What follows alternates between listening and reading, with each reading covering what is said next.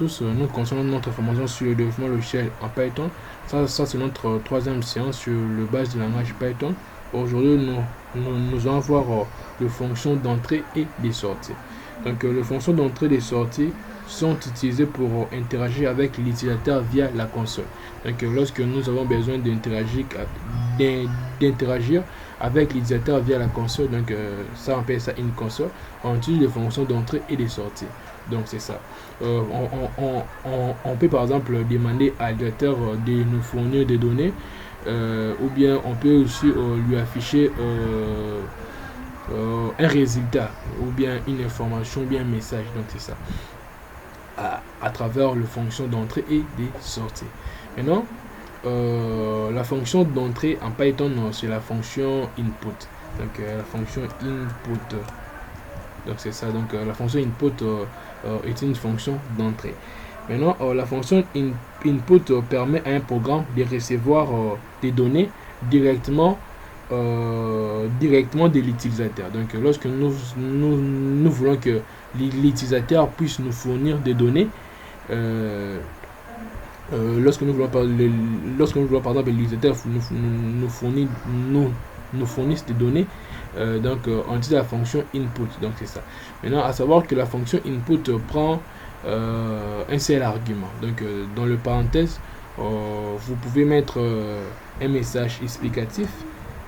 Par exemple, entrer une valeur. Entrer une valeur. Donc c'est ça. Lorsque nous exécutons notre programme, donc là le programme nous demande d'entrer une valeur. Par exemple, lorsque nous entrons la valeur 8, donc qu'est-ce qui s'est passé? Donc en entrant la valeur 8, le programme a reçu notre information, mais il n'a pas stocké ça quelque part. Donc c'est ça. Maintenant, si nous voulons que l'information que l'utilisateur va entrer puisse être stockée quelque part, là maintenant on doit créer ce qu'on appelle une variable. Donc là maintenant on doit créer une variable. Exemple, on peut créer une variable qui s'appelle number égale input, entrer une valeur. Après on peut par exemple afficher le contenu de la variable number. Donc c'est ça. Donc en exécutant notre programme, là une demande d'entrer une valeur. Lorsque nous entrons la valeur 8, là il nous affiche 8. Donc c'est ça. Vous devez savoir que la fonction input est une fonction qui provoque une interruption du programme. Donc Donc tant que l'utilisateur n'a pas entré une valeur, donc le reste du programme ne sera pas exécuté. Donc lorsqu'on utilise la fonction input provoque une interruption du programme. Là, l'utilisateur est invité à entrer une valeur. Donc tant que l'utilisateur n'entre pas une valeur, là le reste du programme ne sera pas exécuté. Donc c'est ça. Donc il provoque une interruption du programme. Donc c'est ça. Maintenant, à savoir que lorsqu'on utilise la fonction input nous retourne toujours une chaîne de caractères correspondant à ce que l'utilisateur a saisi. Donc c'est ça. Il nous retourne toujours une chaîne de caractères correspondant à ce que l'utilisateur a saisi. Donc lorsque nous affichons par exemple le type de la variable number, donc ce sera une chaîne de caractères. Donc type si nous réexécutons notre programme, je mets d'entrer une valeur 8. Donc une file classe str. Donc la variable number est de type string, donc str. Donc c'est ça. Donc c'est une chaîne de caractères. Donc c'est ça. Imaginons par exemple nous avons besoin de faire des opérations mathématiques telles que l'addition, la soustraction, la multiplication, la division. Donc c'est impossible de le faire avec des chaînes de caractères. Donc c'est impossible. Donc lorsque nous avons besoin par exemple d'additionner des variables, de soustraire des variables, de faire la multiplication de des variables ou bien la division, donc c'est impossible de le faire avec une chaîne de caractères. Donc là maintenant on doit utiliser ce qu'on appelle le casting. Donc on doit utiliser le casting. Donc le casting c'est le fait de convertir le type d'une valeur à un autre type. Donc c'est le casting. Donc c'est le fait de convertir le type d'une valeur à un autre type. Donc c'est ça. Exemple, Et donc on enlève type, donc ici donc number égale donc le fonction de casting. Donc excusez, on a int, on a float, on a float, on a str, on a aussi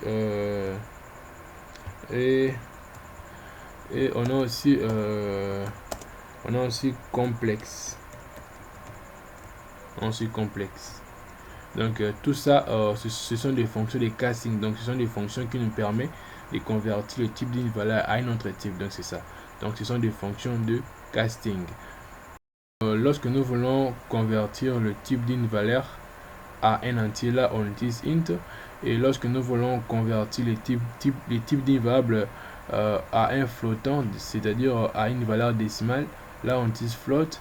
Et lorsque nous voulons convertir le type d'une valeur à une chaîne de caractères, là on utilise str. Et lorsque nous voulons convertir le type d'une valeur à un nombre complexe, là on utilise complexe. Donc c'est ça. Essayons par exemple de convertir la valeur que l'utilisateur va entrer à un entier. Number égale int number, et affichant le type de la variable number, type number. Donc c'est ça. Donc lorsque nous écrivons number égale int number, donc la fonction int va convertir le type de la variable number. Donc le type de la variable number qui est une chaîne de caractères sera converti à un entier. Et non, la fonction int va nous retourner un entier. Maintenant cet entier là sera affecté à la variable number. Donc ici nous modifions le contenu de number qui est une chaîne de caractères qui était une chaîne de caractères sera modifié à un entier. Donc c'est ça. Lorsque nous exécutons notre programme, lorsque nous entrons par la valeur 10, là il nous affiche classe int. Donc cela veut dire que la variable number est de type int. Donc c'est ça. Donc est un entier. Donc on peut faire le casting directement ici. Donc au lieu de faire ça encore sur une autre ligne, donc on peut le faire directement ici. Donc donc int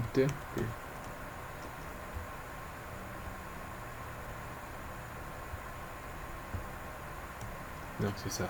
Donc la valeur que la fonction input va nous retourner sera convertie à un entier, et la valeur convertie sera maintenant affectée à la valeur number. Donc c'est ça.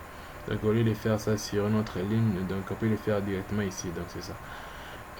Maintenant, essayons par exemple de créer des variables, et ensuite nous allons additionner leur contenu. Donc variable A, variable A, et B égale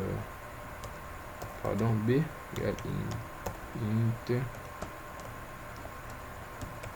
input entrée la valeur de B,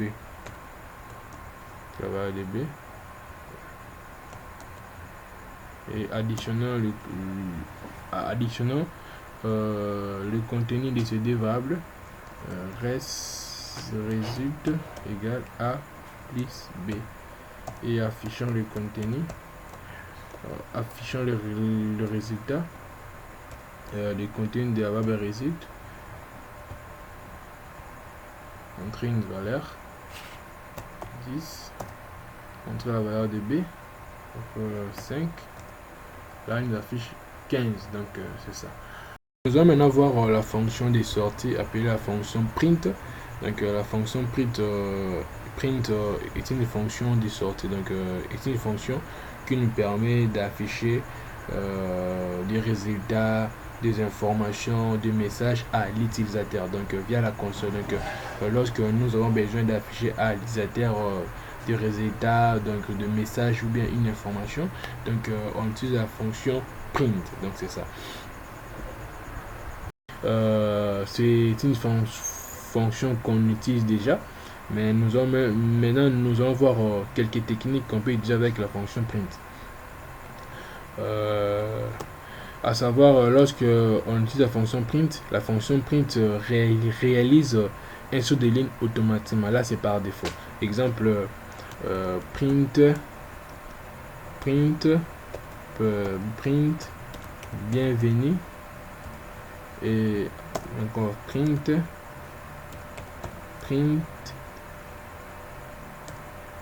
Jacques. Si nous exécutons notre programme, là, il nous affiche bienvenue Jacques. Mais nous remarquons que ces deux chaînes de caractères sont affichées sur deux lignes différentes. Donc, nous remarquons que la fonction print réalise un saut de ligne automatiquement. Donc, ça, là, c'est par défaut. Maintenant, si nous voulons que la fonction print ne puisse plus réaliser un saut de ligne, là, maintenant, on utilise le paramètre end. Donc, le paramètre end. Donc c'est ça. Lorsque nous réexécutons notre programme, donc là nous voyons que ces deux chaînes de caractères bienvenue et Jacques donc sont affichés sur une seule ligne. Donc c'est ça. Donc le paramètre end indique la chaîne de caractères qui sera ajoutée à la fin de chaque affichage lors de l'appel de la fonction print. Donc c'est ça. Donc la valeur par défaut c'est /n. Donc c'est /n. Donc ça c'est la valeur par défaut.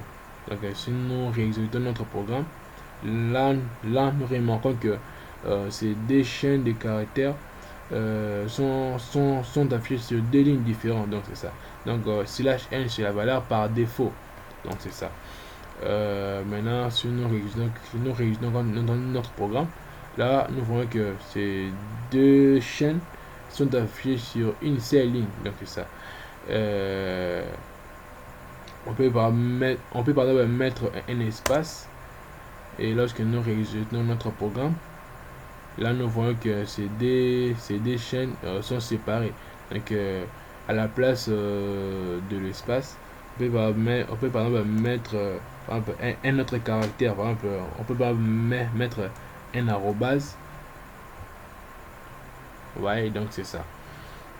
Donc il est aussi possible d'afficher le contenu d'une variable à travers la fonction print. Donc là on le sait déjà. Par exemple, créons par exemple deux variables nom égale Jacques et âge égale par exemple 50. Donc c'est ça. Affichons par exemple le contenu de âge, print âge.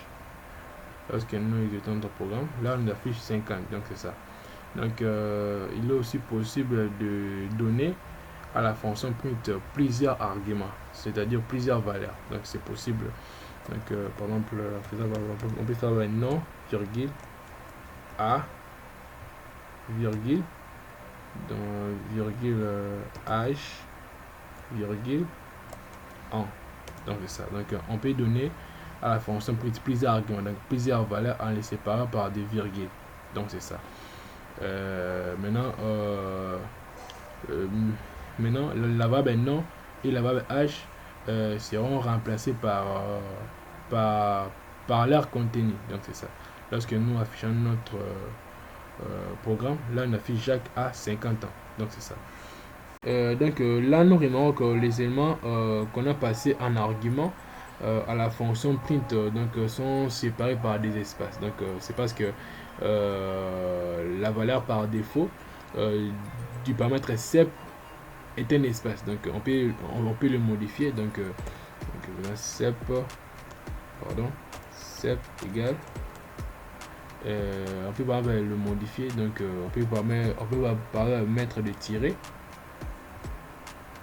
Ouais, donc c'est ça. On peut par exemple mettre des tirets, on peut par exemple mettre des arrobases, on peut mettre des arrobases, parce que nous réalisons nos programmes. Ouais, donc c'est ça. Donc, mais à savoir, la valeur par défaut du paramètre accept est un espace. Donc c'est ça. Si nous mettons un espace, ouais, donc c'est ça. Mais à savoir que l'espace c'est déjà la valeur par défaut. Donc c'est ça. Nous terminons notre troisième séance ici. Donc n'oubliez pas de vous abonner sur la chaîne et de liker la vidéo. Donc je vous dis à la prochaine. Merci beaucoup.